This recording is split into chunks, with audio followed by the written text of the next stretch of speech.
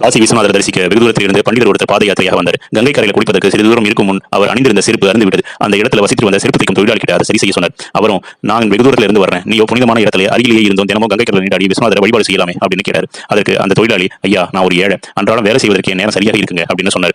குளத்தில் இருக்கும் தாமரையின் மகிமை அங்குள்ள தவளைக்கு எப்படி தெரியும் அப்படின்னு நினைத்துக் கொண்டார் அந்த பண்டிதர். சரி செய்த செருப்புக்கான கூலிய பணத்தையா கொடுத்தாரு. வாங்க மறுத்தாரு அவர். உங்கள் வழிபாடுகளை எல்லாம் முடித்த பின் கங்கை மன்னிடம் இந்த தாம்பூலத்தை கொடுங்க அப்படின்னு சொன்னார். அதன்படியே அதை கங்கை மன்னிடம் அர்ப்பணித்தார் பண்டிதர். அப்பொழுது நதியில் இருந்து ஒரு கை தோன்றி தாம்பூலத்தை வாங்கிக் கொண்டு ஒரு தங்க வளையலை தொழிலாளிக்கு பரிசாக கொடுத்தது.